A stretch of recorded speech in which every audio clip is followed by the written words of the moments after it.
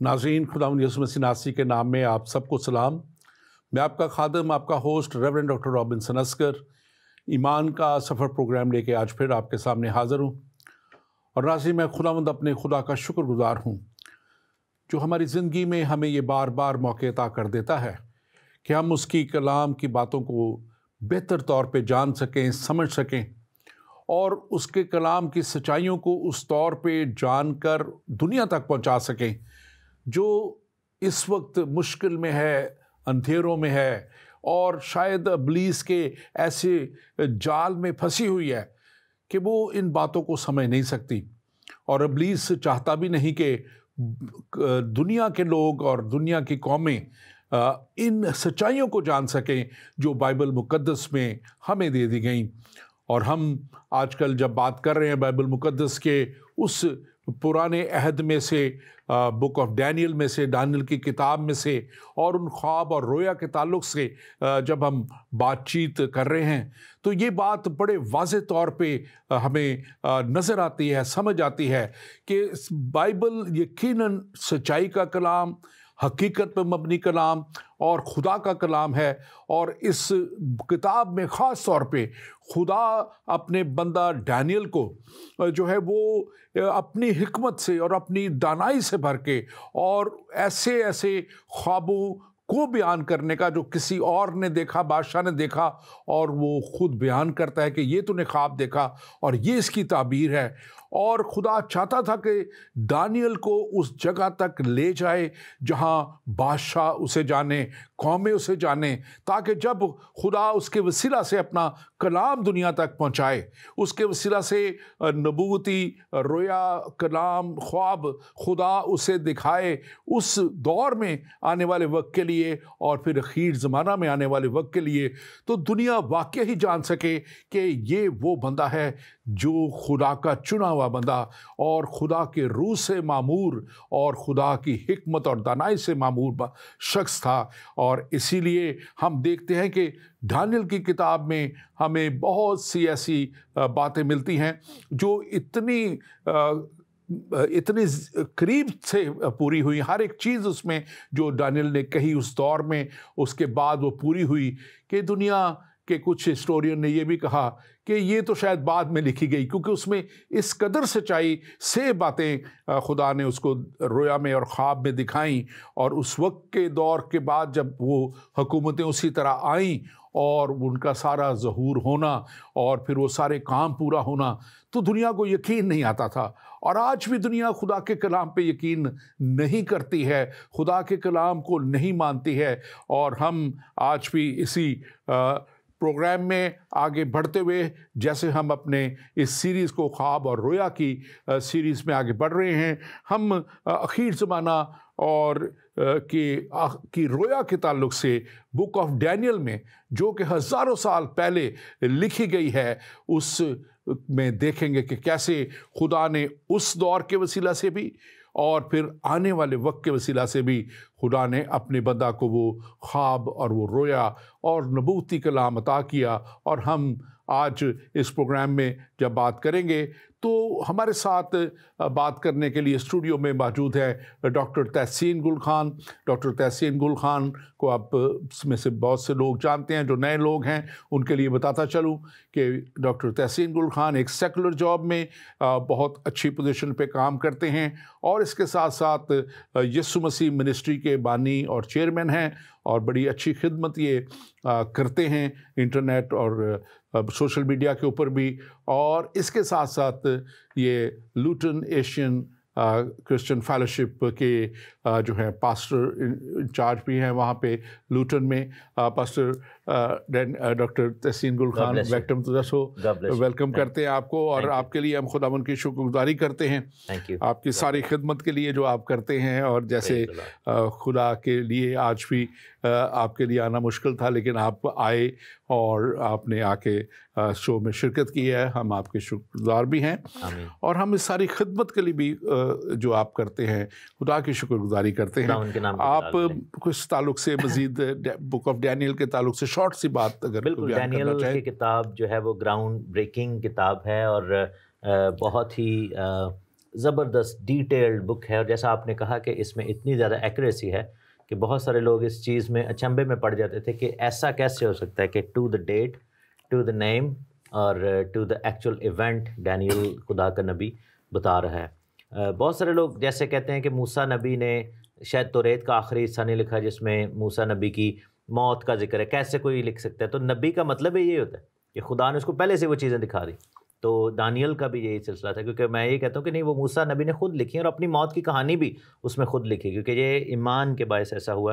اور دانیل نبی کے حوالے سے بھی ایسا تھا کہ، اور یہ جو چیپٹر 11 ہے، دنیا کی کسی بھی کتاب کو اٹھا لیں، اتنی ڈیٹیل پروفیسی کسی اور بک میں، اور بائبل میں بھی میں یہ کہوں گا کہ اور کسی جگہ پر اتنی ڈیٹیل پروفیسی نہیں لکھی۔ I think there are some other passages, جیسے آئزایہ 53 جو ہے وہ بہت ڈیٹیلڈ ہے یسوع مسیح کی صلیب کے حوالے سے، اور کچھ شاید 2-4 ایسے پیسیجز ہوں گے، لیکن اتنی زیادہ ڈیٹ بائی ڈیٹ کے ساتھ جو پروفیسیز، اور اس کے ڈیٹیل میں ہم جائیں گے بھی، اور یہ بڑی یوں سمجھیں کہ ہمارے لیے بھی حیران کن بات ہے کہ کیسے خدا کے روح کا کام اتنا زبردست ہے کہ ایک ایک بادشاہ کا ذکر وہاں پر ہے جو کہ بعد میں ہسٹری میں آنے کو تھے، مادیوں کی سلطنت میں، یونانیوں کی سلطنت میں اور مصریوں کی سلطنت میں، یہ سب کچھ جو ہونے کو تھا ایسا خدا نے بتایا۔ اور ہم دیکھتے ہیں کہ اس کتاب میں اگر ہم اس کے دوسرے باب میں دیکھیں، 7ویں باب میں دیکھیں، 8ویں باب میں دیکھیں، اور اب اس 11ویں باب میں سے 4 بڑی خدا نے رویائیں دی ہیں، خواب میں بتایا ہے،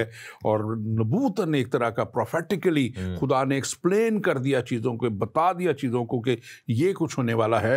اور جب ہم باب 8 دیکھتے ہیں تو اس میں ہم دیکھتے ہیں کہ ایک چھوٹے سینگ کا ذکر ہے 24ویں اور 25ویں آیت میں، بلکہ اگر آپ اس کو پڑھ دیں جلدی سے تو یہ بڑا خوبصورت یہ ہوگا۔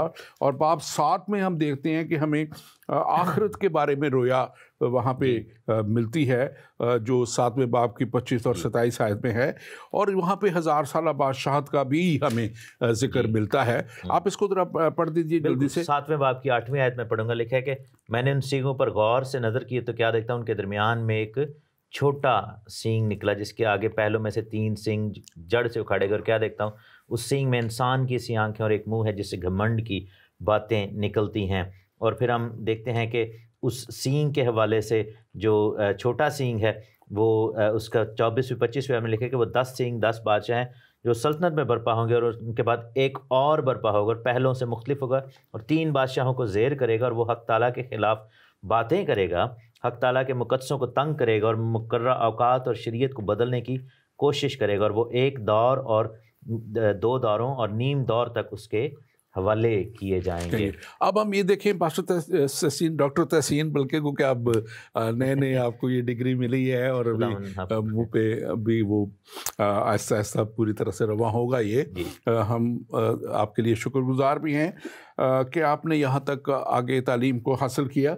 اب ہم دیکھتے ہیں مکاشفہ 13 باب میں بھی اسی طرح کا ذکر ہمیں سارا ملتا ہے۔ ہم نے پہلے اپنے اینڈ ٹائمز کے پروگرام میں بھی کیا، اور ایک پچھلے پروگرام میں بھی غالباً جب ہم 8ویں باب میں کر رہے تھے وہاں بھی ہم نے اس کا ذکر 7ویں 8ویں میں ہم نے دیکھا کہ اس سے کیسے وہ ریلیٹ کرتا ہے سارا۔ تو یہ چیز بڑی کلیئرلی بتاتی ہے کہ کیسے بائبل شروع سے لے کے آخر تک اس میں ہمیں ایک اکائی نظر آتی ہے، اور کیسے خدا کا کلام جو ہے وہ دنیا تک ہر وقت میں ہر دور میں پہنچایا گیا ہے۔ اور اسی لیے ہم کہتے ہیں کہ بائبل مقدس جو ہے یہ اس کا لکھا جانا تقریباً 1500-1600 سال میں 40 مختلف مصنف مختلف وقتوں میں مختلف ادوار میں مختلف شعبوں سے تعلق رکھتے ہوئے خدا کے روح کے وسیلہ سے انہوں نے یہ باتیں لکھ دیں۔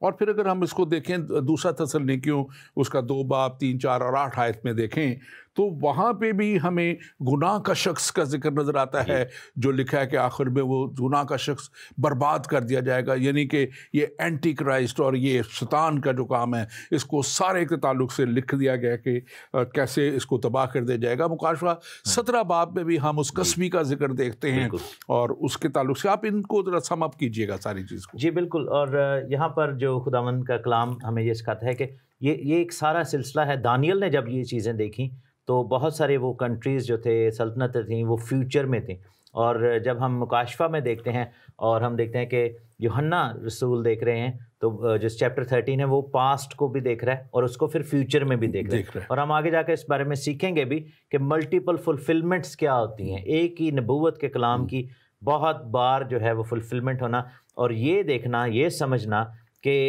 एक वक्त में जैसे छोटे सीन को हम देखते हैं, एक फुलफिलमेंट हमने लास्ट वीक भी हमने डिस्कस की थी कि ये एंटियोकस जो एपिफेनस है उसके बारे में, लेकिन वही फिर छोटा सिंह बाद में एंटी क्राइस्ट के तौर पर हमें, मुखालिफ मसीह जो actual person of anti Christ है उसके तौर पर हमें नज़र आता है। और रेवलेशन 17 जो है वो उन तमाम सल्तनतों को, उन तमाम जो आने वाली उस वक़्त पिछली और आने वाली जो ख़ास सल्तनत है उसके बारे में बताता है, जो किंगडम्स आ चुकी हैं, और कहता है कि छठा तो अभी है और सातवां भी आया नहीं, थोड़े अरसे तक, और फिर आखिरी वो होगा, वो आठवां होगा, इस तरीके से बताता है। और ये एक इसमें जो आगे बढ़ते हुए लेकिन एक जो खुशखबरी की बात मुझे नज़र आती है और जो खुशी की बात ईमानदारों के लिए नज़र आती है, ये मुकाशवा 17 बाब उसकी 4वीं आयत जो है वो बड़े वाज़ेह तौर पे कहती है कि बर्रा उन पे गालिब आएगा जी, और आएगा क्योंकि वो बादशाहों का बादशाह और खुदावंदों का खुदावंद है, खुदावंदा का खुदावंद और बादशाहों का बादशाह है। और आगे इसी का दूसरा ऐसा कहता है, और जो बुलाए हुए और बरगजीदा और वफादार उसके साथ हैं वो भी गालिब आएंगे जी।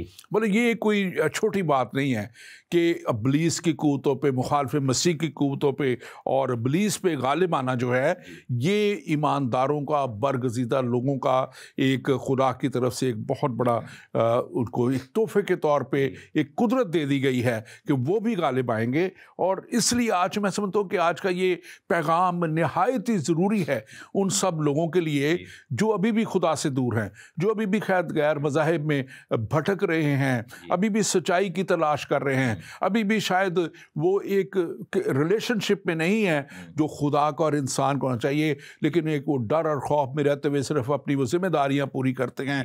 वो समझते हैं कि हमें ये कर लेना चाहिए दिन में, उसके बाद जो मर्जी करते रहो। लेकिन खुदा का कलाम यहाँ बताता है कि जो बुलाए हुए और बरगजीदा और वफादार हैं वो भी गालिब आएंगे। फिर गालिब सिर्फ वही आएंगे जो बुलाए हुए हैं, जो कॉल्ड फॉर, जो खुदा के साथ चलने वाले।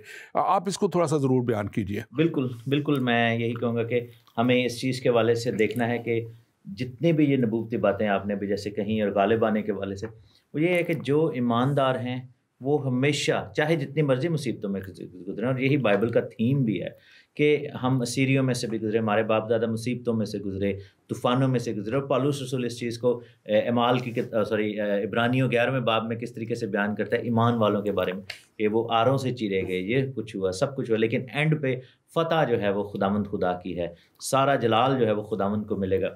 सो I am so amazingly astonished के ये जो स्पेशली जब हम इसके बारे में डिटेल स्टडी कर रहे थे और जब तैयारी कर रहे हैं इस प्रोग्राम की, तो हम देखते हैं कि इसमें there is so much detail in this one chapter alone. Historically अगर आप इसको देखें तो इट्स जस्ट अमेजिंग कि कैसे दानियल वो सारी विजन देख रहा था। और दानियल के हवाले से ये एक चीज़ जो मैं कहना चाहूँगा कि विजन जब कोई इंसान देखता है, जब कोई इंसान जो है वो रोया देखता है, तो उसमें दयानतदारी की बड़ी ज़रूरत है जी। पाशा तहसीन, आपने बड़ी अच्छी तरह बताया और बहुत अच्छे तरीके से आपने इसको एक्सप्लेन किया है, और हम इसको ख़ास तौर पे देखते हैं कि ये जो प्रोफेसीज़ हैं ये इमीडिएट फ्यूचर के बारे में भी जब आगे जाके हम बात करेंगे तो ये इमीडिएट फ्यूचर के बारे में भी जब हम दानियल की किताब उसका 11वां बाब देखते हैं और पहली से तीसरी आयत जब देखते हैं तो यहाँ यूनानी और मादी, जो यूनान का और मादी और फ़ारसी बादशाहों पर गालिब आना जो है वो हमें यहाँ पे नज़र आता है। और मैं ख़ास तौर पर अपने नाजरीन से भी ये कहूँगा कि ये जो कलाम की बातें हैं, कलाम की सच्चाइयाँ हैं, इन्हें आप ज़रूर पढ़ें। आप बुक ऑफ डैनियल को पढ़ें, गौर से पढ़ें और फिर खुदा से रहनुमाई हासिल करते हुए इस पे आगे बढ़ें। और यहाँ पर ये आपको बताएंगी कि ये जो किताब है पहली से तीसरी जो है यूनान का जो मादी और फ़ारसी बादशाहों पर गालिब आना जो है, ये इसकी हैसियत क्या थी, हकीकत क्या थी, सच्चाई क्या थी इसमें, और कैसे इसको आगे चलना है। पाशा तहसीन, आप इसको मैं थोड़ा सा 3-4 आयात सम अप कीजिए। हम के ऑब्वियसली हम इतनी ज़्यादा डिटेल में नहीं जाएंगे क्योंकि یہ بہت ڈیٹیلڈ یہ چیپٹر ہے، لیکن ہم کوئکلی ٹچ کرتے جائیں گے۔ پہلی جو دوسری اور تیسری اور چوتھی آیت میں کچھ بادشاہوں کا ذکر ہے۔ لکھا ہے کہ دانیال نے جب یہ دیکھا تو فرشتے نے بیسیکلی، اور ہم نے اور یہ دیکھیں کہ یہ چونکہ پروفیسی اتنی زبردست تھی، اس لیے شیطان کے جو کارندے تھے وہ روکنا چاہتے تھے اتنی ڈیٹیل کو کہ لوگوں کو پتہ چلے، کیونکہ فیوچر ہے نا، فیوچر نہیں چاہتے، ابلیس نہیں چاہتا کہ لوگوں کو پتہ چلے۔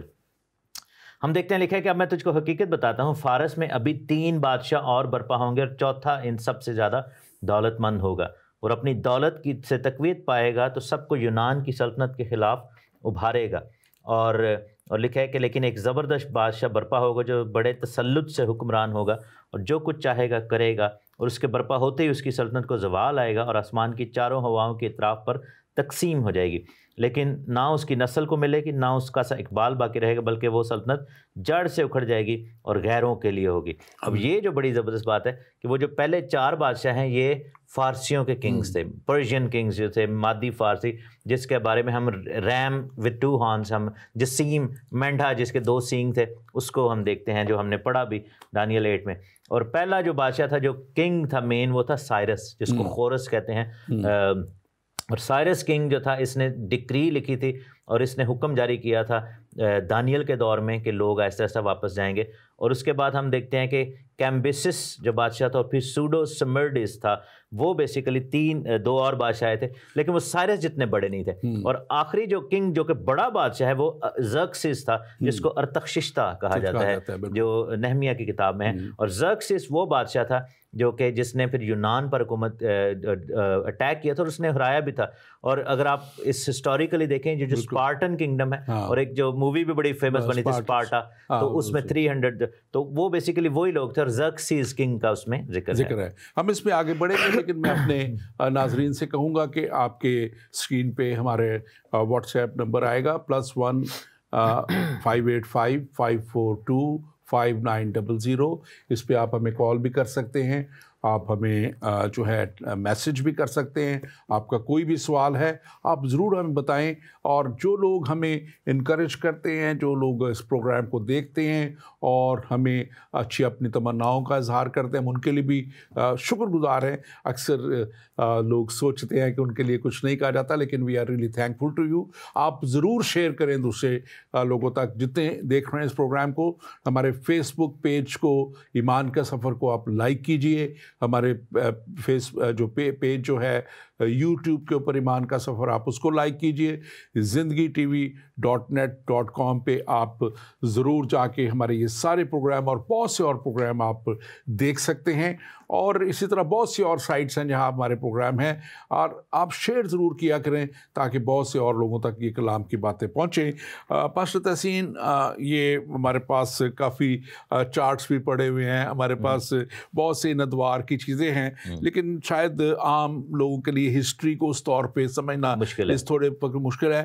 ہم مختصراً اس کو بتاتے ہیں، کیونکہ ہم جب دیکھتے ہیں آگے پڑھتے ہوئے تو ہمیں نظر آتا ہے کہ اگر ہم دیکھیں جو آیات آگے چلتی ہیں 4 سے 20 تک، تو ان میں ہمیں جو جنگ نظر آتی ہے جو سور کی اور جو اس وقت کی مصر کے بادشاہوں کے درمیان نظر آتی ہے۔ آپ نے ان 4 بادشاہوں کا، بادشاہتوں کا ذکر کیا، اور ان میں سے پھر ایک جو ہے بڑا آگے نکلے گا مسکے، جو بہت تیز اور الیگزینڈر دا گریٹ کا ہے۔ ہم پہلے بھی ایک پروگرام میں اس کا تھوڑا ڈیٹیل میں بتایا تھا۔ تو یہ جو ایک ڈیکے آف دس امپائر نظر آتی ہے، ہمیں کیا کہنا چاہیے اس کو، 4 آیت سے لے کے 35 آیت تک اگر ہم اس کو پورا دیکھیں تو ہمیں ایک وہ نظر آتا ہے زوال ایک یونانی امپائر کا، اور وہ زوال نظر آتا ہے، اور اس زوال میں پھر ہم دیکھتے ہیں کہ مختلف بادشاہ ہیں، اور لیکن یہ سارا کچھ اصل میں ہم ان بادشاہوں کو ڈسکس نہیں کر رہے، ہم بات کر رہے ہیں کہ جو ڈینیل کو خدا نے دکھایا، جو ڈینیل نے ان سارے واقعات سے کئی 100 سال پہلے لکھ دیا، اور وہ نسخے اس دور میں بھی ملے تھے، اور وہ بعد میں جب شائع ہوئے تو لوگ کہنے لگے کہ یہ تو اتنا قریب ڈیٹیلڈ میں یہ ساری چیزیں پوری ہوئی ہیں، یہ تو لکھا ہی شاید بعد میں گیا ہے۔ آپ اس کے تعلق سے بھی بات کیجیے۔ اور ایک ڈیٹیل یہاں پر جیسے لکھی ہوئی ہے، لکھا ہے کہ جو بادشاہ آئے گا، یہ یہ یونان کے بادشاہ سکندر اعظم کی بات کریں تو کہہ رہے کہ اس کی نسل کو نہیں ملے گی اس کی سلطنت، اور ہم یہ دیکھتے ہیں کہ سکندر اعظم حالانکہ وہ بغیر کسی نسل کے مر گیا تھا، تو اس کے بعد ہم دیکھتے ہیں کہ اس کے جرنیل جو تھے، جنرلز تھے، ان کو حکومت ملی. تو جیسے آپ نے کہا نا کہ اس کی ڈیٹیل اتنی زیادہ کلیئر اور اتنی زیادہ ورڈ ٹو ورڈ ہے کہ اس کو جاننا اور اس کے بارے میں پڑھنا فیسینیٹنگ ہے. ہاں یہ ضرور ہے کہ جب اس نے سیٹ کیا تھا ٹون کے 4 حصوں میں سلطنت تقسیم ہوگی، اس میں ایک شمالی سلطنت اور ایک جنوبی سلطنت، وہ زیادہ بیسیکلی آگے ڈسکس ہوتے جا رہے ہیں، کیونکہ بیچ میں جو یونانی سلطنت تھی میسیڈونیا کی، جس کا ہیڈ کسانڈر تھا، اس کو زیادہ اس نے ڈسکس نہیں کیا، اور ایشیا مائنر کی جیسے ٹرکی وغیرہ کے جو ایریاز ہیں اس کو نہیں. جو شمالی سلطنت جو ہے وہ سیرین اور مڈل ایسٹرن ہے، اور جنوبی جو ہے وہ ایجپشن ہے. ان کے درمیان پھر جنگیں ہوتی رہی ہیں. اور یہ ایکچولی 2 جو تھے جنرل، چاروں جنرل میں جب تقسیم ہوئی اور یہ 4 کنگڈم 4 میں حصے کر دیے گئے، تو 2 جو تھے وہ شاید اتنے ریلیونٹ نہیں تھے، یا وہ اتنے کھل کے سامنے نہیں آئے، یا انہوں نے بڑے دھیمے اس انداز میں. لیکن یہ 2 جو آپ نے بتائے ہیں، جس میں پھر فلسطین کا اور سیریا اور ایجپٹ کا، اور اس کے درمیان میں فلسطین، اسرائیل ہے، فلسطین اور اسرائیل تھا، ان دونوں کنگڈمز کے درمیان میں تھا. اور پھر اثر اس کا ان دونوں کنگڈمز کا بڑا ہوتا ہے یروشلم اور یہ سارے فلسطین کے علاقے پہ بھی. اس کو بھی آپ تھوڑا سا ایکسپلین کیجیے. میں یہ ضرور کہنا چاہوں گا کہ ہمیں شاید ورڈ فلسطین اس لیے نہیں یوز کرنا چاہیے کیونکہ یہ انویلیڈیٹ کرتا ہے اسرائیل کی خداوند کی طرف سے جو اسرائیل کو وہ دیا گیا تھا، کیونکہ وہ کنگڈم آف اسرائیل. یہ جو لفظ پیلسٹائن جو نکلا تھا، یہ بیسیکلی یونانیوں نے نکالا تھا کیونکہ وہ نفرت کرتے تھے، اور یہ جو اینٹی آکس وغیرہ نے، تو بیسیکلی انہوں نے ان کو ڈسکوالیفائی کرنے کے لیے، اور رومی حکومت نے بھی یہ ورڈ بعد میں یوز کیا. جب میپس بنائے تھے تو انہوں نے پورے ایریا کو پیلسٹائن کہنا شروع کر دیا تھا، جو کہ فلسطین کی حکومت، جو کہ غزہ کے علاقہ میں. تو جب ہم اور یہ دیکھیں کہ ہسٹری کی بکس میں بھی آج تک فلسطین ہی یوز ہوتا ہے، لیکن ایکچولی فلسطین کا ایریا جو تھا یہ نہیں تھا، کیونکہ یہ سارا اسرائیل کا ایریا تھا. ہاں یہ ضرور ہے کہ ہمیں اس لیے ان 2 کنگ، ہو سکتا ہے کہ باقی جو کنگز ہیں ان کی بھی جنگیں ہوتی ہوں گی، لیکن وہ پروفیسی کے وائس کی وجہ سے اتنی ریلیونٹ نہیں تھی، کیونکہ ان دونوں بادشاہوں کی جنگوں کے بیچ میں اسرائیل کی زمین کے جو لوگ تھے وہ پستے تھے وہ. اور پھر اس میں ہم یہ بھی دیکھتے ہیں کہ یہ جو دونوں ہیں شمال اور جنوب کے بادشاہوں کے درمیان، یہ کوئی تھوڑا عرصہ جنگ نہیں، یہ پرومیننٹ شاید اس لیے بھی رہے، 200 سال تک ان میں جنگیں ہوتی رہی. ان کے درمیان میں 200 سال تک جنگیں صلح بھی ہوتی تھی، صلح ہوتی تھی، پھر آپ انٹر میرجز بھی ہوتی رہی، بہت سی شادیاں بھی تھی. اور جو اس میں خاص طور پہ اینٹیوکس ایپیفنس تھا، وہ اس کی خاص طور پہ اس میں بہت زیادہ یہاں پہ نظر آتی ہے. ایپیفنس کی جو خاص باتیں ہیں وہ بھی ہم تھوڑی سی ڈسکس کریں گے کہ اس نے آ کے پھر جو ہے جب وہ ایک جنگ ہارا، خاص طور پہ جب اس کو بہت زیادہ بھاری شکست ہوئی، تو اس نے واپس اپنے آگے غصہ کس پہ نکالا؟ اسرائیلیوں پہ، یہودیوں پہ اور یروشلم کے اوپر اس نے اتارا. اور لکھا ہے کہ اس نے 80,000 یہودیوں کو مارا اور 40,000 کے قریب کو اس نے شدید زخمی کیا. اور اس کے ساتھ ساتھ اس نے ہیکل پہ قبضہ کیا. اور پھر اس کے میں کچھ ٹائم میں، یہ ایک وقت نہیں ہوا، تھوڑے سے وقت میں ہوا، اور اس میں اس نے زیوس کا بت جو ہے، اس وقت کا جو ان کا خدا تھا، زیوس جو تھا، اس کو اس نے نصب کیا اور سب کو اس کی عبادت کرنے کے لیے کہا، خود بھی اس کی عبادت کرتا تھا. اور اس کے علاوہ اس نے ایک بڑا گنانا کام کیا، ہم نے پہلے بھی بتایا تھا کہ اس نے، کیونکہ وہاں قربانیاں صبح و شام ہوتی تھی، جو ہے یہودی لوگ کرتے تھے کلام کے مطابق، اس نے وہ بند کی قربانیاں، اور پھر اس نے وہاں پہ ایک سور کی قربانی کی، مکرو قربانی کی، تاکہ وہ یوز نہ کر سکے. اور پھر اس کے بعد ایک جوزف جو آتا ہے، کمانڈر آتا ہے، ان کا بادشاہ آتا ہے، تو وہ اس کو صاف کرتا ہے. اس کے مکابی جو تھے، اور اس کے بعد جو تھے مکابی ان کا جو دور تھا. آپ اس کو بھی تھوڑا سا ایکسپلین کیجیے تاکہ پھر ہم اس کے اگلے حصے کی طرف جائیں گے. بالکل. تھوڑا سا یہ بھی بتاتا چلوں کہ ورس 6 میں ایک لڑکی کا ذکر ہے، لیڈی کا ذکر ہے، اور پھر ورس 17 میں، تو جو 6 میں ہے یہ بیسیکلی بطلیموس. ہوا یہ تھا کہ جو سدرن کنگڈم کے جو بادشاہ تھے وہ ٹالمی، انگلش میں لکھا تھا، یا پیس آئلینڈ ہے، ٹالمی جو کنگڈم ہے، اور اسی سے چلتے تھے. اردو میں اس کو یا عربی میں بطلیموس کہتے تھے. اور یہ آپس میں یعنی کہ اسی نسل کے تھا، اسی نام کے تھا. اس سے پہلے ہم دیکھتے ہیں کہ مصر کے تمام بادشاہوں کو فیروز کہا جاتا تھا، یہ فرعون کہا جاتا تھا. لیکن آن دی ادر سائڈ یہ سیلیسڈ جو امپائر ہے سلیوکس کے نام سے چلی تھی اور اس کو سلجوکی امپائر بھی کہا جاتا ہے اردو میں. اور لیکن بعد میں اینتیوکس کے نام سے بادشاہ چلنے شروع ہو گئے تھے. اینتیوکس دا گریٹ آیا تھا اور یہ سب. تو پہلے ہوا تھا کہ اینتیوکس سیکنڈ جو تھیوس تھا اس کو بطلیموس سیکنڈ کی جو ہے بیٹی برنیس جو تھی وہ دی گئی. لیکن بعد میں ہم پھر دیکھتے ہیں کہ اینتیوکس دا گریٹ نے جو ہے وہ اس کی بادشاہی میں کیا ہوا تھا کہ ان کی طرف سے کیلوپیترا جو تھی وہ بطلیموس کو دی گئی تھی. اور اپیفنس کا جو نام تھا یا اپیفنس کا جو ٹائٹل تھا وہ ہم دیکھتے ہیں کہ پہلے بطلیموس نے یوز کیا تھا, پٹالمی نے یوز کیا تھا. کیونکہ اپیفنس اس لیے وہ کہتے تھے کہ میں یعنی اپیفنی ہوں, مجھے دیکھ رہے ہو تو سمجھو خدا کو دیکھ رہے ہو, تو دے ڈکلیئر ٹو بی گاڈ. اور چونکہ ایجپشن کنگ نے یہ کام کیا, کیونکہ فیروز تو جو تھے فرعون تھے وہ تو یہ کلیم کرتے ہی تھے. تو ہم دیکھتے ہیں کہ اس کے بعد پھر اینٹیوکس دا گریٹ کا جو بیٹا آتا ہے اینتیوکس اپیفنس, وہ بھی اس نے کہا کہ اچھا تمہارا یہ ٹائٹل ہے تو پھر میں بھی اپیفنس ہوں, میں بھی خدا ہوں. اور اس کے بعد اس نے حملہ کیا ایجپٹ کے اوپر. رستے میں سے اسرائیل کے علاقے میں سے گزرا. اگر آپ نقشہ دیکھیں سیریا میں سے اگر آپ ایجپٹ کو جاتے ہیں تو آپ کو اسرائیل کے اندر جانا پڑے گا, تو ادھر سے گزریں گے. اور شاہراہ جو ہے وہ وہیں سے گزرتی ہے جس کو ڈماسکس وے کہتے ہیں, جہاں سے پالوس رسول بھی گزرا تھا. تو بیسیکلی اسی رستے پہ سے گزر کے جا رہے تھے اور اس نے وہاں سے شکست کھایا اور واپس آیا. تو راستے میں پھر اس نے اپنا جنگی خسارہ پورا کرنے کے چکر میں اس نے کیا کیا کہ ہیکل کو لوٹنے کی کوشش کی اور باقی سب کچھ کیا. جی ایک ہمارے پاس سوال ہے, گو کہ آج کے اس ٹاپک کے تعلق سے تو نہیں لیکن اہم ایک بات ہے یہ. میرے بھائی سید عثمان کاظمی ملتان سے پوچھتے ہیں کہ آپ کی کتاب میں لفظ معافی کا مطلب کیا ہے, کیا مطلب ہے, واضح کیجیے. تو میرے بھائی عثمان کاظمی صاحب, آپ کے لیے میں بتاتا چلوں کہ معافی جو ہے یہ خدا ہمارے کلام کا لفظ نہیں, یہ ہمارے یسوع مسیح کی بھی پریچنگ. اور سب سے بڑی انہوں نے بات جب انہیں صلیب پہ جو مصلوب کیا گیا اور مصلوب کرنے والوں کے لیے انہوں نے پریچ ہی نہیں کیا معافی کو, انہوں نے یہ کر کے بھی دکھایا. اور انہوں نے پہلا جو بات وہاں پہ کی اور انہوں نے کہا آسمان کی طرف نگاہیں اٹھا کے, کیونکہ اس وقت وہ جسمانی حالت میں جسم میں قربانی دے رہے تھے, اس نے کہا اے باپ انہیں معاف کر کیونکہ یہ نہیں جانتے کہ کیا کرتے ہیں. دوسری بات اس میں خاص جو ہے معافی کے تعلق سے کہ ہمارا خدا جو ہے وہ معاف کرنے والا خدا ہے. یہ ہماری بائبل مقدس اس بات کو بڑے واضح کرتی ہے کہ our God is a loving God, forgiving God.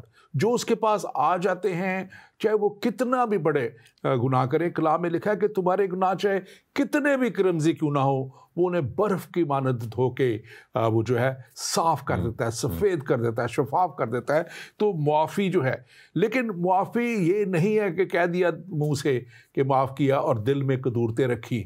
معافی خدا کا کلام یہ بھی کہتا ہے یہ ہے کہ جب ہم معاف کرتے ہیں کسی کو تو پھر ہم دل سے اس کو معاف کریں. اور یہ ایک بڑی تعلیم جو ہے یسوع مسیح نے جب اپنے شاگردوں کو انہوں نے دعا کرنا سکھائی تو اس میں ایک بات یہ بھی سکھائی تھی کہ جس طرح ہم اپنے قصور واروں کو معاف کرتے ہیں, آئے خدا تو بھی ہمارے قصور ہمیں معاف کر. تو ہم اگر معاف کریں گے تو ہمیں معافی ملے گی. اور یہ میں سمجھتا ہوں کہ اس کا میں تھوڑے سے لفظوں میں آپ کو جواب دے سکتا ہوں. مزید بھی آپ اگر چاہیں تو آپ بائبل مقدس پڑھیں, آپ کو ضرور یہ بڑی چیز واضح ہو جائے گی. پاسٹر منہ سے نکلتا ہے ڈاکٹر تحسین, ایسے ہم دیکھتے ہیں اس میں یہ جو وقت تھا یہ فسن جو اس میں ہم خاص طور پہ دیکھتے ہیں اینٹیوکس کا جو تھرڈ والے کا تھا, یہ بڑا وکٹ دور تھا. یہ وکٹ شخص بھی بڑا وکٹ تھا, وکٹ اس کا دور بھی تھا.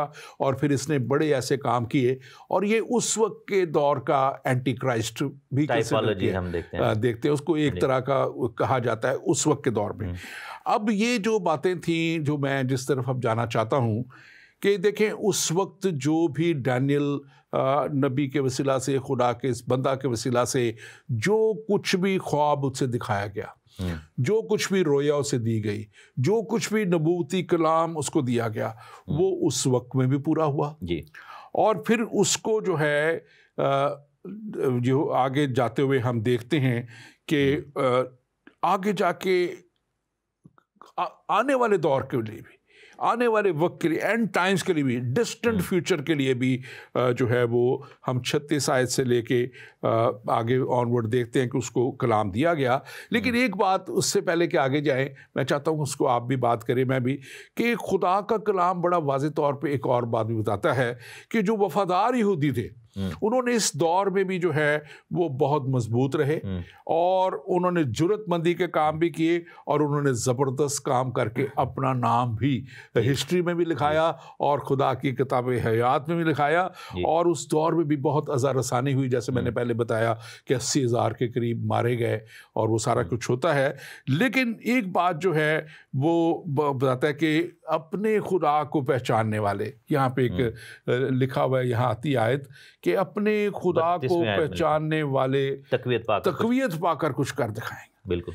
तो आज भी मैं समझता हूँ, आप इसको बयान कीजिए कि क्या ये आज के दौर के लिए भी अप्लाई होता है? बिल्कुल होता है, बिल्कुल होता है। और यहाँ पर जैसे आपने कहा कि ईमानदारों का उस मुसीबत को फेस करना और ईमान पर कायम रहना, यहाँ पर जो है इसकी तस्वीर हमें मिलती है।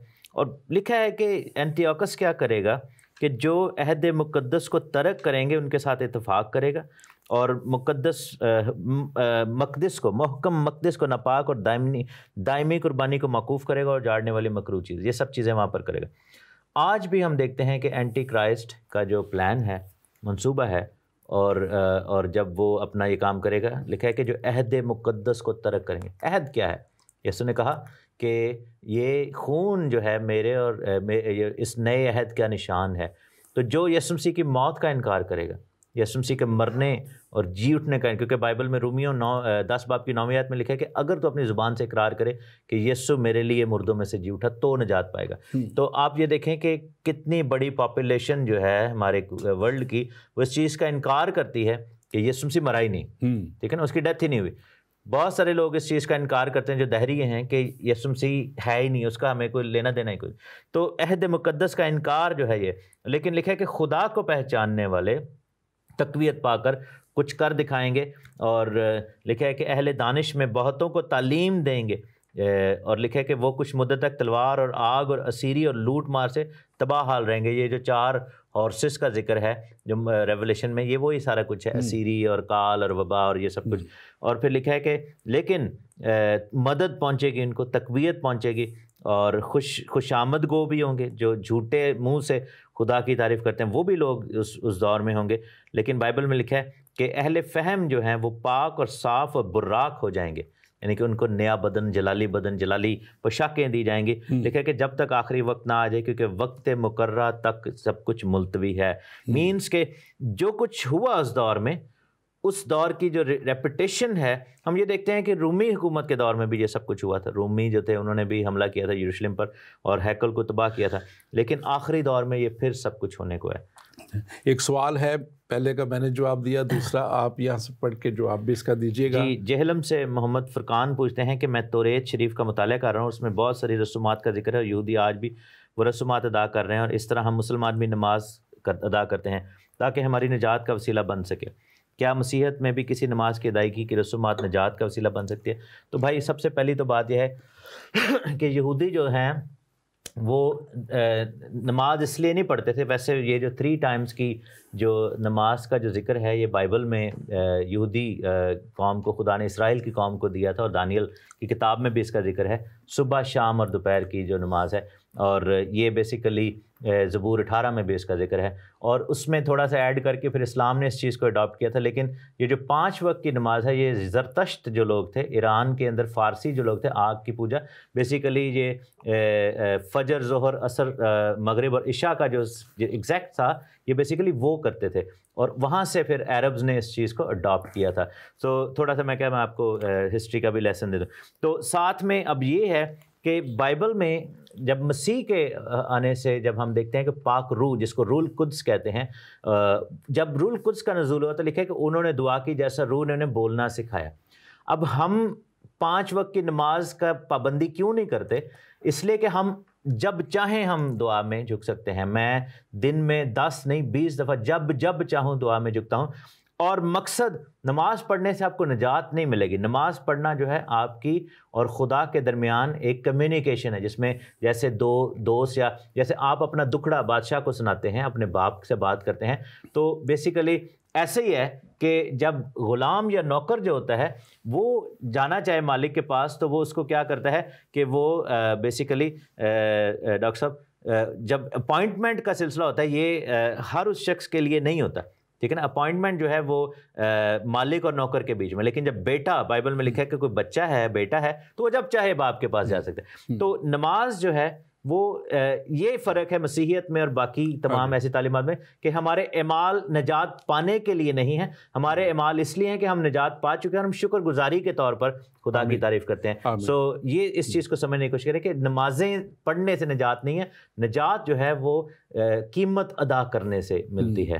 میں صرف تھوڑا سا ایڈ کروں گا، آپ نے تو بہت اچھے طریقے سے، بہت ہی خوبصورت طریقے سے بتایا. میرے بھائی خاص طور پہ دیکھیں، آپ کے مذہب کے لیے ہم کچھ بھی کہہ نہیں سکتے، لیکن آپ کے خاص طور پہ کچھ جو آپ کو دی گئی ہے چیزیں، آپ نے وہ ریپیٹ کرنی ہے، پڑھنی ہے، اور وہ پڑھ کے وہ نماز ادا کرنی ہے. اس کی جو بھی آپ کے رکوع ہے یا دوسری چیزیں ہیں، رکوع جو ہے وہ آپ نے کرنے ہیں پورے، اور اس کے بعد آپ نے پڑھنا ہے. لیکن ہمارے ہاں جو، جیسے آپ کو بڑے ہی تفصیل سے بتایا ڈاکٹر تحسین نے، ہمارا جیسے جو ایک خدا کے ساتھ ایک یہ رابطہ، دعا کو ہم خدا کے ساتھ اپنا رابطہ کہتے ہیں، اپنی ایمان کی مضبوطی کے لیے خدا کے ساتھ ایک اکائی میں ہو جانا کہتے ہیں. ہم کہتے ہیں کہ یہ ہمارا جیسے دعا ہے، یہ ایماندار کا ایک سانس ہے.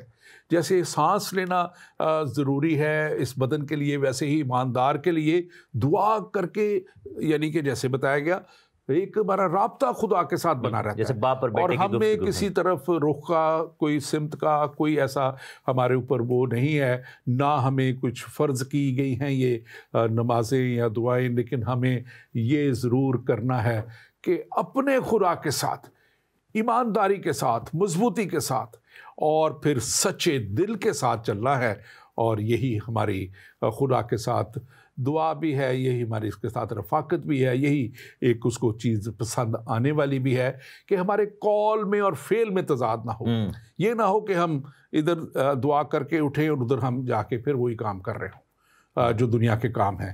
تو یہ ہمارا مذہب نہیں ہمیں سکھاتا، یہ ہمیں تھوڑا سا ڈفرینٹلی ہم اس کو دیکھتے ہیں. پاسٹر تحسین، آپ فیوچر کی طرف پڑھتے ہوئے، کیونکہ یہ کتاب جو ہے یہ اس وقت میں جو نیئر فیوچر میں باتیں ہونے والی تھیں اس کو بتایا، جس کا ہم نے ذکر کیا کہ وہ یہ 500 غالباً 65 کے دور میں یہ سارا کچھ لکھا گیا، اور پھر یہ کرتے کرتے 300 400 اور پھر 200 300 وہ مقابین کا دور اور لڑائیاں اور وہ جنگیں، ساری کچھ ہر چیز، وہ بادشاہوں کا آنا، سب کچھ بالکل ان ڈینیل کے جو خواب اور رویا کے تعلق سے، نبوتوں کے تعلق سے جو لکھی ہوئی ہیں اس تعلق سے ہوا. اور پھر ہم دیکھتے ہیں کہ اب اس میں کچھ اور بھی لکھا ہوا ہے جس کے تعلق سے ہم نے پچھلے ایک پوری سیریز کی ہے اخیر زمانہ، اور ہم نے کی بک آف ریویلیشن میں جو یسوع مسیح نے مکاشفہ دیا اپنے شاگرد یوحنا کو. اور اس وقت خدا نے جو ہے دانیل کو یہ مکاشفہ دیا، اور یہ دانیل کو یہ ڈبل فلفلمنٹ پرنسپل آف جو ہے ڈبل فلفلمنٹ کا، اس کے تعلق سے اس میں بڑے واضح طور پہ نظر آتا ہے جب ہم 36 آیت سے دیکھتے ہیں کہ یہ مخالف مسیح اخیر زمانہ میں آئے گا، اور اس کے متعلق خدا نے ڈینیل کو کلیئرلی بتایا کہ کیا کچھ ہوگا اور کیسے وہ فرشتوں کے وسیلہ سے جو ہے یہ ساری الہی خدا کی حکمت جو ہے وہ بیان کر دی گئی. اس میں آپ اس کو تھوڑا سا بیان کیجیے. 36 آیت کو بالکل لکھا ہے کہ یہ جو مخالف مسیح ہے اپنی مرضی کے مطابق چلے گا اور تکبر کرے گا. اب بات یہ ہے کہ اپنی مرضی کے مطابق چلنے کا مطلب ہے خدا کی مرضی کے اگینسٹ چلنا ہے، کیونکہ بائبل میں لکھا ہے کہ انسان کی نہیں بلکہ خدا کی مرضی پوری. دیٹ مینس کہ وہ، اور تکبر جو ہے وہ ہم دیکھتے ہیں کہ ابلیس کا وہ سب سے بڑا گناہ یہی تھا، اور شیطان نے غرور کیا. دیٹ مینس کہ ابلیس اس میں سمایا ہوگا. Spirit of Antichrist is basically spirit of devil and spirit of Satan.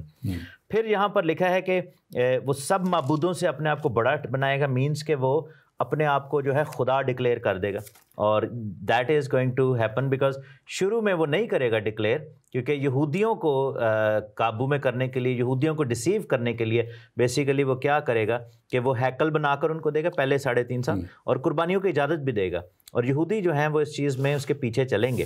لیکن اس کے بعد ہم دیکھتے ہیں کہ وہ سارا کچھ چینج کر کے, جیسے اینٹیوکس اپیفنس نے اپنے آپ کو اپیفنس کہا تھا, مینس کہ میں گاڈ ہوں, یہ بھی یہی ڈکلیئر کرے گا, وہی چیز ریپیٹ ہوگی. اور پھر لکھا ہے کہ سب معبود سے بڑا بنے گا اور الہوں کے الہ کے خلاف بہت سی حیرت انگیز باتیں کرے گا.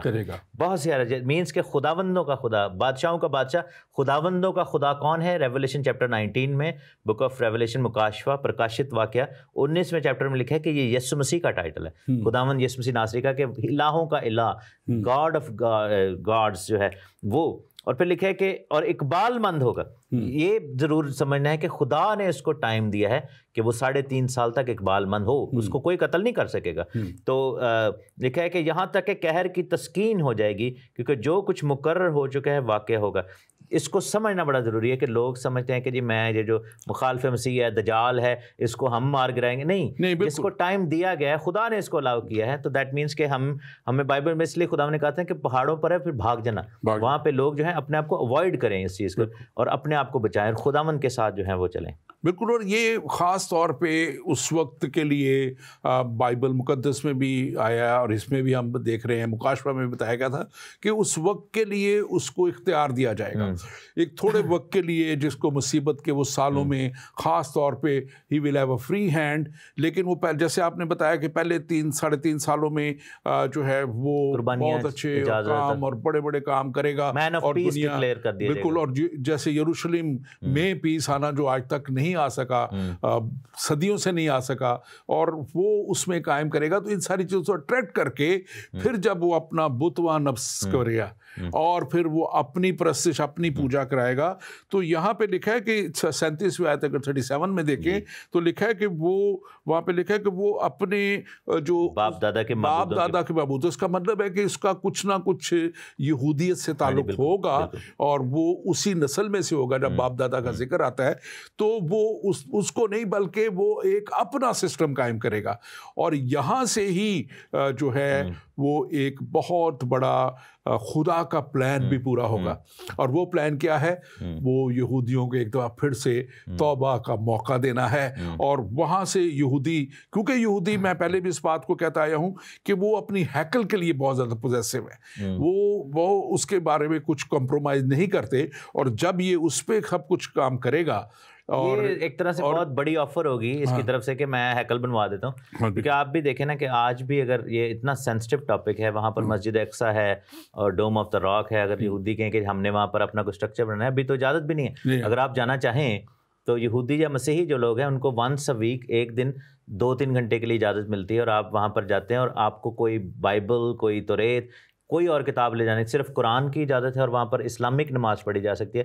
تو یہ, اور مسلمان جب چاہیں جا سکتے ہیں. تو یہ ایک طرح سے سٹیٹس کو ہے جس کو وہ بریک نہیں کرتے. اور یہودی اس چیز میں جو ریلیجس جیوز ہیں, جو کہ فنیٹکس ہیں, وہ کوشش کرتے ہیں توڑنے کی. اور ہم دیکھیں ایریل شیرون نے یہ کیا تھا کہ اس نے وہاں پر جا کر حزقیل 38 کی جو ہے وہ پروفیسی ریڈ کی تھی, اور بہت بڑا پھر انتفاضہ جس کو کہتے ہیں وہ شروع ہو گیا تھا. اور یہ تو دیکھیں بڑا ہے. اب یہ حالانکہ کہتے ہیں کہ وہاں پہ وہ ہیکل نہیں بن سکتی جو کہ شروع سے خدا نے وہاں بنوائی, کسی اور نے نہیں بلکہ خدا نے بنوائی تھی. اور ابھی دیکھیں کہ ٹرکی میں انہوں نے کتنی وہ پرانی 1500 سال ہسٹری ہے اس کی, اور اس کو انہوں نے مسجد بنا دیا ہے. لیکن اگر دوسرا کوئی کرنے لگے تو ان کو بہت زیادہ تکلیف ہوتی ہے.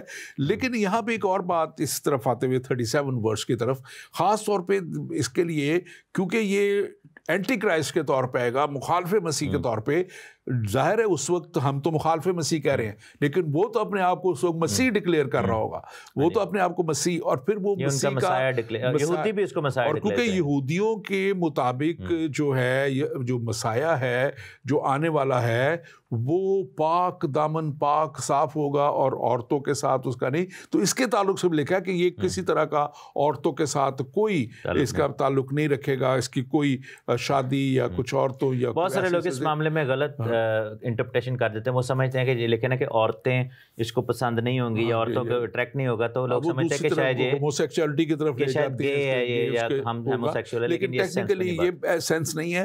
ٹیکنیکلی اس کو سیلیبیٹ ہوگا ایکسیپٹیبلٹی لانے کے لیے یہودیوں کو, تاکہ ایکسیپٹ ہو کہ یہ واقعی مسیح ہے, کیونکہ اس نے تو اپنے آپ کو مسیح ڈکلیئر کیا ہوا ہے. اس کا ریزن یہ ہے نا کہ یسوع مسیح جو ہیں انہوں نے شادی نہیں کی تھی, اور یسوع مسیح جو کہ پاکیزگی کی حالت میں, تو یہ کاپی ہر چیز کو کر رہا ہے نا. اور دوسرا یہ ہے کہ وہ سیلیبسی میں, جیسے بہت سارے لوگ جو نبوت میں آتے ہیں وہ کہتے ہیں کہ ہم پاکیزگی کی زندگی گزارنا چاہتے ہیں, ہم جسم کی خواہش یا دنیاوی کاموں میں نہیں پڑیں گے, تو یہ بیسیکلی اس چیز کا یوز کرے گا. اور یسوع مسیح کے تعلق سے تو بڑے واضح طور پہ دیکھیں, عبرانیوں کا خط میں لکھا ہوا ہے 4 باب 14 آیت میں, وہ ہماری طرح سب باتوں میں آزمایا گیا تو بھی بے گناہ رہا.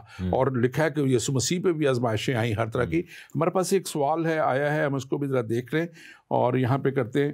ہمارے بھائی کہتے ہیں میرا نام دانش خان زادہ ہے اور میں کراچی یونیورسٹی سے MS اسلامیات کر رہا ہوں. مجھے دوسرے مذاہب کے پڑھنے کا موقع مل رہا ہے. ایک چیز مجھے مسیحیت میں پریشان کر رہی ہے, وہ یہ ہے کہ ہم مسلمان تو اللہ کا نام لے کر دعا کرتے ہیں, لیکن آپ لوگ کیوں مسیح کے نام سے دعا کرتے ہیں؟ بڑا انٹرسٹنگ سوال ہے, بڑا خوبصورت سوال ہے. اور میرے بھائی خاص طور پہ دیکھیں, کلام مقدس کو اگر آپ پڑھیں, اگر آپ کی قرآن شریف کے تعلق سے لکھا ہے کہ توریت, صحائف انبیاء, زبور, اناجیل, یہ سب جو ہیں ان کا اوپر ایمان لانا آپ کے لیے ضروری ہے. تو اگر آپ پہلا باب بھی پڑھیں پیدائش کا, بائبل کا, شروع کر لیں, تو وہاں پہ لکھا ہوا ہے کہ ابتدا میں خدا تھا اور خدا کا کلام تھا, اس کا کلمہ یسوع المسیح اس کا تھا, اور خدا کی روح پانیوں پہ جنبش کرتی تھی. یہ تینوں اکنون وہاں پہ ہمیں نظر آتے ہیں, خدا, اس کا بیٹا یسوع اور اس کا روح ہمیں نظر آتے ہیں. پھر اگر انجیل, یوحنا کی انجیل, اس کا پہلا باب اور اس کی پہلی آیت دیکھیں تو لکھا ہے کہ ابتدا میں کلام تھا اور کلام خدا کے ساتھ تھا اور کلام ہی خدا تھا. یعنی کہ وہ کلمہ جو لکھا ہے اور کلام مجسم ہوا, اور ہم نے اس کا ایسا جلال دیکھا جیسے باپ کے اکلوتے کا جلال. جو میں آپ کو بتانے کی کوشش کر رہا ہوں, وقت بہت تھوڑا ہے, کہ یسوع مسیح خدا تعالیٰ سے ہی آئے, اور آپ کا کلام بھی یہ کہتا ہے کہ وہ روح اللہ, یعنی خدا کے روح سے پیدا ہوئے. یعنی کہ جو روح سے پیدا ہوا وہ کس کا بیٹا ہوا؟ کسی انسان کا تو ہو نہیں سکتا, تو وہ خدا کا ہی بیٹا, اسی لیے ہم اس کو بیٹا بھی کہتے ہیں. تو جو بیٹا ہے, اگر ہم اس ٹیکنیکل سینس میں بھی لے لیں, تو جو باپ کا ہے وہ سب کچھ بیٹے کا ہے. اور جو باپ میں سے نکلا ہے, یسوع مسیح نے خود کہا تھا, جس نے مجھے دیکھا اس نے باپ کو دیکھا. اور وہ اس نے یہ بھی کہا, یسوع المسیح نے کہا کہ میں اور باپ ایک ہیں. تو جب ہم مسیح سے بات دعا کرتے ہیں, اب کیونکہ جب تک وہ دنیا میں تھے تو وہ ایک کفارہ دینے کے لیے جسم کی حالت میں آئے تھے. دیکھیں ایک بات آپ خاص طور پہ دیکھیں, دنیا میں انسانوں نے خدا بننے کی کوشش کی, لیکن ہماری بائبل میں خدا انسان بن کے آیا, اور وہ انسان بن کے یسوع مسیح کے روپ میں آئے. اور وہ کیونکہ خدا نے خود قربانی ٹھہرائی تھی گناہوں کی معافی کے لیے, اس لیے انہوں نے وہ قربانی صلیب پہ تمام عالم کے لیے, دنیا کے لیے دے دی, تاکہ جو کوئی بھی اس پر ایمان لائے ہلاک نہ ہو بلکہ ہمیشہ کی زندگی پائے.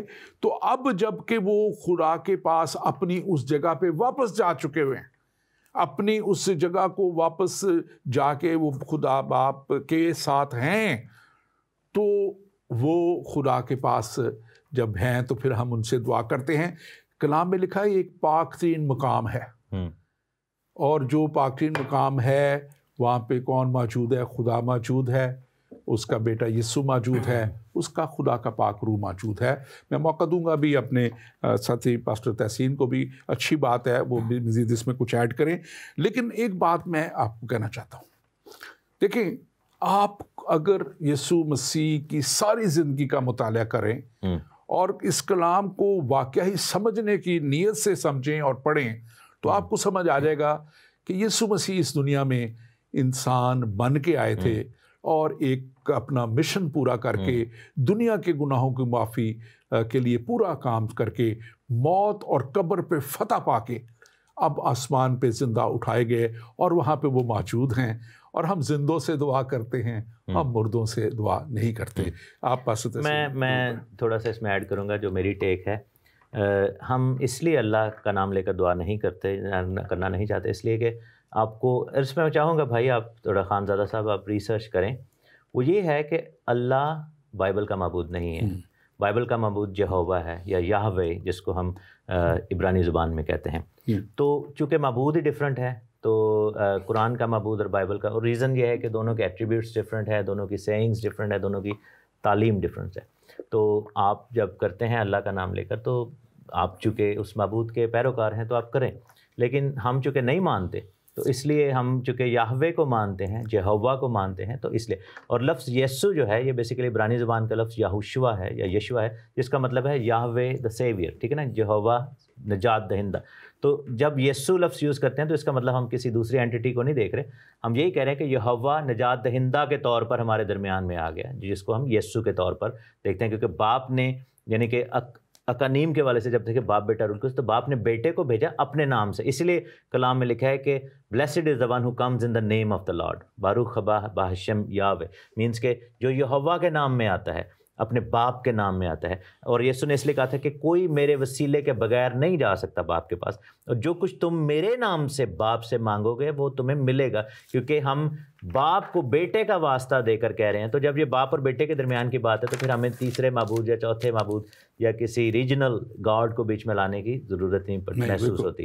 بالکل. اور اس میں آیت آپ کو یہ دے دیتا ہوں, یہ یوحنا کی انجیل, یوحنا کی معرفت لکھی گئی انجیل, اس کا 15واں باب اور اس کی 16ویں آیت ہے, جہاں پہ یسوع مسیح نے خود فرمایا تھا, اور یہ ان کا فرمان ہے اس لیے ہم ان سے مانگتے ہیں.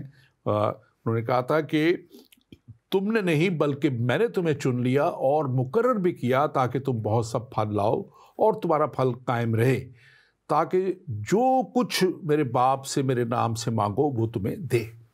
تو جب ہم یسوع نام سے مانگتے ہیں تو میں نے اپنی زندگی میں دیکھا ہے کہ ہم نے بڑے بڑے بدروہوں کو, لشکروں کو بھی جب یسوع کے نام میں حکم دیا ہے تو وہ چھوڑ جاتے ہیں لوگوں کو. بڑے بڑے تعویذ کیے ہوئے, بڑے بڑے عالموں کے تعویذ کیے ہوئے جب لوگ آئے ہیں اور جب ہم نے یسوع نام میں مانگا ہے تو وہ اسی لمحے چیختے چلاتے وہ چلے جاتے ہیں. اور آج بھی یسوع نام زندہ ہے اور کام کرتا ہے. آپ آزما کے دیکھیے گا. اور کلام میں لکھا ہے یسوع مسیح نے کہا کہ آسمان اور زمین کا کل اختیار مجھے دیا گیا ہے. تو جو اتھارٹی ہے اس سے مانگنا ضروری ہوتا ہے. بالکل. ہمارے پاس چند منٹ رہ گئے, ہم اس کو وائنڈ اپ کی طرف لے کے جاتے ہوئے اب آگے ہم دیکھتے ہیں کہ 39 ورس میں اور آگے تھوڑا سا یہ جو ہے سلسلہ, اس میں ہمیں نظر آتا ہے کہ وہ خاتمے کا وقت وہاں پہ لکھا ہوا ہے کہ وہ جو ہے آئے گا اور اس کے محکوم قلعوں پہ وہ حملہ کرے گا, وہ جو ہے, اور مخالف مسیح اپنی فوجوں کو جمع کرے گا. اس میں یہاں پہ ورڈنگ تھوڑی سی ڈفرینٹ لکھی گئی ہے, اور لکھا ہے کہ جو اسے قبول کریں گے وہ انہیں بڑی عزت بخشے گا. یہ بڑی خوبصورت بات اس میں 39 ورس میں لکھی ہے. اور بہتوں کو حاکم, یہ اب یہ کون کر رہا ہے؟ یہ مخالف مسیح کر رہا ہے. یہ اس لیے میں بتا رہا ہوں کہ وہ بھی اپنا اختیار دکھانے کے لیے بیسیکلی وہ ہر اس بندے کو اٹھائے گا جو اس کے ہاں لائے گا. اور لکھا کہ وہ رشوت, آگے بڑی خوبصورت سی بات ہے, وہ جو رشوت ستانی میں پاکستان میں بڑی نظر آتی ہے نا, اور دنیا میں بھی نظر آتی ہے, وہ لکھا اور بہتوں کو حاکم بنائے گا اور رشوت میں ملک تقسیم کرے گا. اب کیا خدا رشوتیں دیتا ہے؟ نہیں, بالکل نہیں. اب یہ دیکھیں, یہ حال جب اینٹی کرائسٹ کر رہا ہے تو ظاہر ہے وہ اپنے لوگوں کو خوش کرے گا, ورلڈلی مینز کا یوز ورلڈلی مین کرے گا, ورلڈلی کام کرے گا. اور ہم دیکھتے ہیں کہ جب خاتمے کے وقت لکھا ہے کہ شاہ جنوب جو ہے اس پر حملہ کرے گا, اور شاہ شمال جو ہے اور اس کے سوار بہت سے جہاز لے کر گردباد کی مانند اس پر چڑھ آئیں گے, اور ممالک میں داخل ہو کر سیلاب کی مانند گزر جائیں گے. یہ سارا جو ہے اگلی 2 آیات میں 3 میں آپ ذرا اس کو سمجھ لیجیے گا. اس کا آغاز جو ہے نا 38 ورس سے ہو رہا ہے. لکھا ہے کہ وہ معبود حصار کی تعظیم, صرف 2-3 منٹ ہے, معبود حصار کی تعظیم کرے گا. اس کو گاڈ آف وارز کہا جاتا ہے. الممیت عربی میں یہ لفظ ہے, اور بیسیکلی جس کو کہہ سکتے ہیں کہ گاڈ آف جہاد. یہ بیسیکلی جہاد اور جنگ اور جدل اس چیز کو وہ فورس کر رہا ہے, اور اس معبود کی تعظیم کر رہا ہے, اور اس کی تھاٹ پروسیس کو یہ بیسیکلی آگے لے کر جا رہا ہے. اور آپ نے بالکل صحیح کہا کہ یہ political binding and political breaking up اور ڈیوائڈنگ اس چیز کو یوز کر رہا ہے, ورلڈلی مینس کو یوز کر رہا ہے. دیکھیں خدا جب عزت دیتا ہے وہ اپنے گفٹس کے ذریعے سے, پاکرو کے ذریعے سے بلیس کرتا ہے. لیکن ہے کہ تو 10 شہروں پر 20 شہروں پر, ٹھیک ہے, اس طریقے سے. لیکن یہ جو ہے یہ ابلیس, جیسے اس نے یسوع مسیح کو بھی کہا تھا کہ تو اگر مجھے سجدہ کر تو میں سارا یہ شان و شوکت دولت تجھے دوں گا. ایگزیکٹلی یہی جو ہے وہ آفر یہ بھی کرے گا. اور ہم نے دیکھا بھی تھا ریولیشن 13 میں جب ہم اسٹڈی کر رہے تھے, لکھا نا کہ وہ چونکہ اپنا اختیار اس کو دے گا کیونکہ انہوں نے اس کو سجدہ کیا. تو ہمیں یہاں پر کیا کرنا ہے, جلالی ملک میں داخل ہو رہا ہے, یہ اگینسٹ خدا کے لوگوں کے کھڑا ہو رہا ہے. تو لیکن اس سارے کے اینڈ پہ جو اس کا اینڈ ہے لکھا ہے کہ کوئی بھی اس کی مدد کو نہیں آئے گا. اینڈ پہ لکھا ہے وہ شاندار خیمے لگائے گا, سارا کچھ کرے گا, لیکن اس کا خاتمہ ہو جائے گا, کوئی اس کا مددگار نہیں ہوگا. یہ اس کی 45ویں آیت ہے, اگر کوئی پڑھنا بھی چاہے بعد میں تو یہ 45ویں آیت ہے. لکھا ہے کہ وہ شاندار جو 11واں باب جو شاندار مقدس پہاڑ اور سمندر کے درمیان شاہی خیمے لگائے گا. یعنی کہ جو ہیکل کا پہاڑ ہے اور یہ سارے ایریے کو وہ قبضہ کر لے گا. بالکل. لیکن خاتمہ ایک شخص آسمان سے بھی آنے والا ہے, خدا. بالکل. تو یہ اس کا کوئی مددگار نہیں ہوگا. لیکن ہم نے پڑھا کہ ایماندار جو ہیں ان کو خداوند ہمارا خدا جو ہے وہ مکمل طور پہ اپنی پناہ میں لیتے ہوئے ہمیشہ کی زندگی میں شامل کرے گا, بلکہ ہمیشہ کی زندگی سے پہلے اسی زندگی میں, اسی دنیا میں 1000 سالہ بادشاہت میں شامل کرے گا. اور یہ میری مدد نو رب جن نے دھرتی آکاش بنایا. Thank you very much. God bless you. اور ناظرین, ہم یہ کتاب مقدس کی باتیں آپ تک اس لیے پہنچاتے ہیں کہ آپ صرف یہ نہ سمجھیں کہ یہ پرانے عہد نامے کی کتابوں کا کوئی تعلق نہیں ہے. یہ پرانا عہد صرف اس لیے کہا گیا کہ یہ پہلے لکھا گیا اور یہ پہلے تھا, اور خدا نے پھر اپنا جب بیٹا یسوع مسیح کو بھیجا, اپنے بیٹے یسوع مسیح کو بھیجا, تو یسوع مسیح نے خود کہا تھا جب انہوں نے اپنی آخری فسح جو اپنے شاگردوں کے ساتھ جب وہ عید فسح کا آخری وہ کھانا کھا رہے تھے, تو انہوں نے جب روٹی لی اور اس کے بعد پیالہ لے کے انہوں نے کہا کہ یہ میرے عہد میں, یہ میرا نیا عہد ہے تمہارے ساتھ میں, میرے عہد میں نیا ایک تمہارے ساتھ میں باندھتا ہوں. جب کبھی میری چاہو یہ میری یادگاری میں یہی کیا کرو. اور یہ نیا عہد اس لیے اس کو نیا عہد نامہ کہا جاتا ہے کہ یہ ایک نیا عہد ہمارے لیے باندھ دیا گیا. اس پرانے ساری کتابوں میں ایک پرانا عہد تھا جو ابراہیمک عہد تھا, جو نوح کے ساتھ عہد ہوئے, جو اوروں کے ساتھ عہد ہوئے, لیکن ابراہیمک عہد کی تکمیل ہمیں یسوع مسیح میں نظر آتی ہے, کیونکہ ابراہیم سب قوموں کے لیے, سب دنیا کے لیے جو ہے برکت کا باعث نہ بن سکا تھا, لیکن یسوع مسیح اور اس کا کفارہ تمام دنیا کی برکت کے لیے, تمام دنیا کی نجات کے لیے, تمام دنیا کی گناہوں کی معافی کے لیے وہ خون کوہ کلوری پہ بہا دیا گیا. اور یسوع مسیح میں اس ابراہیمک عہد کی بھی جو ہے وہ تکمیل ہوتی ہے. اور آج ہم نے یہاں پہ بک آف ڈینیل میں اس ڈینیل کی کتاب کے 11ویں باب میں دیکھا کہ کیسے اس وقت کے لیے بھی جو چند 100 سال بعد ہونے والا تھا, وہ سب کچھ بھی جو رویا میں خواب میں دکھایا گیا وہ پورا ہوا. اور پھر 36 آیت سے آگے تک جو آنے والے وقت میں اخیر زمانہ کے لیے, کیونکہ اس کو کہا گیا کہ یہ رویا جو ہے یہ آخر وقت کے لیے ہے جو ابھی آنے والا ہے, اور یقیناً وہ وقت جلد آنے والا ہے کیونکہ ہم اس کے سب آثار دیکھتے ہیں. اور آج ہم خاص طور پہ آپ کو یہ کہنا چاہتے ہیں کہ آپ کے لیے یہ موقع ہے, آپ کے لیے یہ وقت ہے, آپ کو خدا نے اس دنیا میں وقت دیا ہے, اس کے بعد موقع نہیں رہے گا. داؤد نبی فرماتے ہیں گور میں کون تیری ستائش کرے گا, قبر میں جا کے پھر ہم کچھ بھی نہیں کر سکیں گے. ہمارے پاس موقع ہے, آپ کے پاس موقع ہے, تو اسی دنیا میں ہے کہ آپ اس کو جانیں, اس کو پہچانیں, اس کے اوپر ایمان لائیں, اور ایمان لا کے اس طور پہ اس کے ساتھ چلیں کہ آپ بھٹکتے نہ رہ جائیں, آپ اس ہمیشہ کی زندگی میں پہنچ جائیں جو آپ کا خدا آپ کو دینا چاہتا ہے، جو ہمارا مسیحا کہتا ہے کہ میں جاتا ہوں اور تمہارے لیے جگہ تیار کرتا ہوں تاکہ جہاں میں ہوں وہاں تم بھی ہو، اور وہ جگہ نیا یروشلم ہے جو اس نے آپ کے لیے، ہم سب کے لیے، ایماندار لوگوں کے لیے تیار کیا ہے، تاکہ جو کوئی اس پر ایمان لائے ہلاک نہ ہو بلکہ ہمیشہ کی زندگی پائے۔ ہمیشہ کی زندگی آپ کا انتظار کر رہی ہے، لیکن کیا آپ ہمیشہ کی زندگی لینے کے لیے تیار ہے؟ خداوند آپ کے ساتھ ہو، خداوند آپ کو حکمت اور دانائی دے۔ آمین۔